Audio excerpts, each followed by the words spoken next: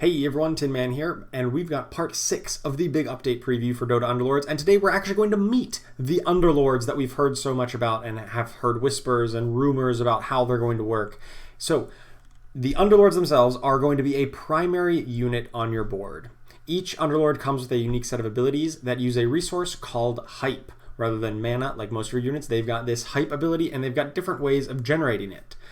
They also have a talent tree system where over the course of the game you're going to be able to upgrade their abilities. Every neutral round, starting at round 10, you're presented with a choice of talents to pick from. These talent upgrades, these talents will upgrade the power of your Underlord's abilities. So this is a very interesting way of using the Underlords. Initially I thought they were going to be this kind of like out of the board, kind of like broad effect on the game. But no, they're actually going to be a unit on your board that is going to battle in the fights just like everybody else. They're going to be, they attack, they take damage, and they're going to cast abilities just like the rest of their crew. Presumably they're going to be a bit more powerful than your standard unit just because, you know, they are the namesake of the game after all, but they also have some interesting abilities. So let's meet HOBGEN, the first Underlord. HOBGEN is the arson aficionado. He's a ranged-based pyromaniac, and HOBGEN will get stronger based on the number of enemy units he sets on fire. Pretty on brand for an arsonist. So his passive ability is HOBGEN will generate hype passively with an additional amount of hype generated for every enemy that is on fire. Any enemies that HOBGEN attacks will be set on fire for a short duration.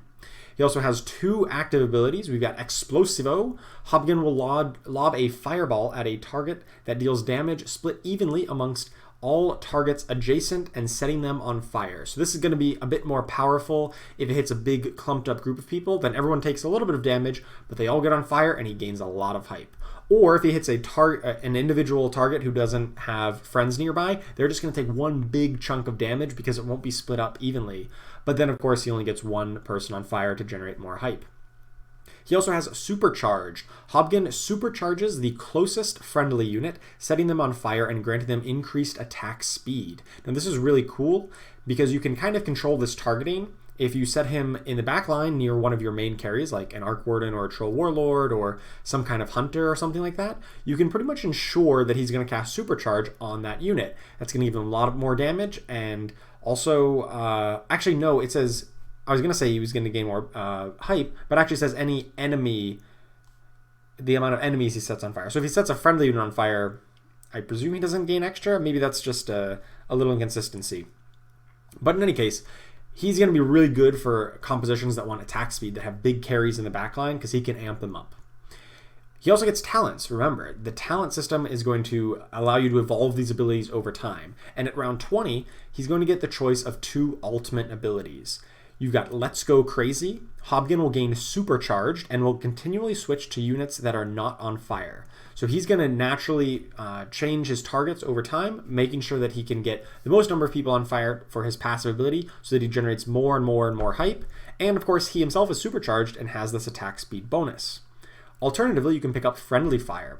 HOBGEN's buddies will throw bombs onto the battlefield, dealing damage to enemy units. So this will be presumably kind of like a passive over time hit onto the field, constantly damaging the enemy units. So at round 20, you'll have to choose between one of these 2 and how to upgrade HOBGEN. Let's take a look at some of the other talents that they've previewed. Now it also says that each Underlord has over 20 talents to unlock and to choose from, but we're only going to get to see 4 of them here. We've got Grease Fire. It modifies your Explosivo. HOBGEN will gain 1 hype per unit hit in the blast. So a Grease Fire really wants you to hit a lot of targets with this Explosivo. On the flip side, Implosion doubles the effect of Explosivo on the main target. So if you pick this talent, he really wants to Implosion on just one single target, because then they're going to take a massive big chunk of damage when he casts it. You also have Kaboom. When a supercharged unit dies, it explodes, dealing damage to nearby enemies and setting them on fire. So really, you want Kaboom if you're going to be supercharging your melee, your frontliners, who are going to be close to the enemies and possibly dying quicker, so they can run in, they can get bonus attack speed, and then they can explode and set the whole enemies on fire, and HOBGEN can just keep on doing it over and over again. There's also a passive effect, Hot Rod. HOBGEN's attack speed is increased by 10 per level. Now it's a little unclear, but I think this indicates that your Underlords will level up just like how you have leveled up in the past to increase your crew size. I believe that will also impact your Underlords. It'll probably give them increased health, attack damage and maybe modify their abilities to deal a little bit more damage as well. It's not entirely clear, that's just speculation on my part at the moment, but that's what this seems to indicate.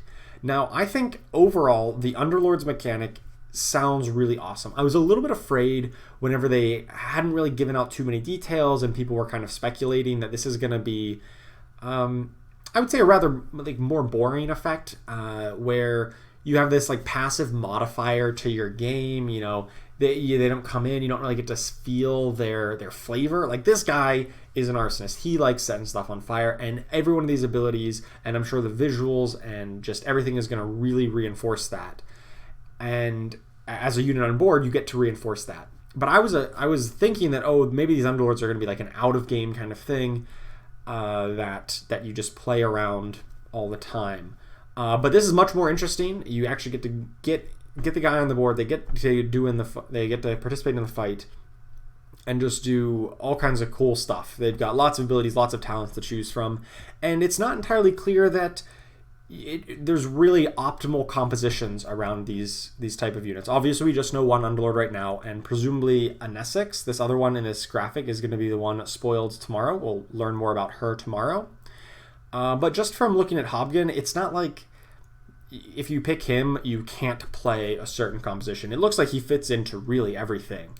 And I think that's interesting in its own right, because he's a cool unit, and it doesn't like pigeonhole you into saying, oh, I'm going to play this Underlord, but that means I can only play a certain comp, right? You could in theory imagine an Underlord or a type of effect that would say, okay, if you're going to pick this guy, he wants you to play all ranged units or all melee units or just knights or just warriors or just anything in particular.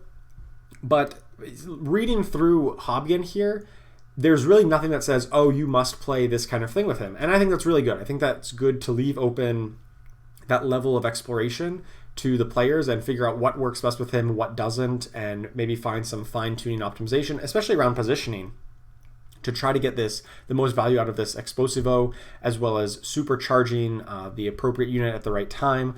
I think there's going to be a lot of interesting decisions here, and I cannot wait to see what the other Underlords have in store for us. I do believe that we're just going to get 2 Underlords with this initial big update. We're going to get HOBGEN, and based on this, an Essex looks like the second one. But there are 2 other Underlords, as you can see in this little picture here, this preview. You've got the big Walrus Man, Jewel, and the little Goblin, Enno. Presumably, those guys will be coming a little bit later, possibly a week or 2 down the line after the big update, and it'll probably just ship with these 2 ones initially. So I hope that we get to find out what an Essex does tomorrow. Presumably it's going to be very, very different than what HOBGEN's doing, and I think that should be very interesting. So I'll catch you then. Make sure you like and subscribe, and I will see you tomorrow. Thanks for watching.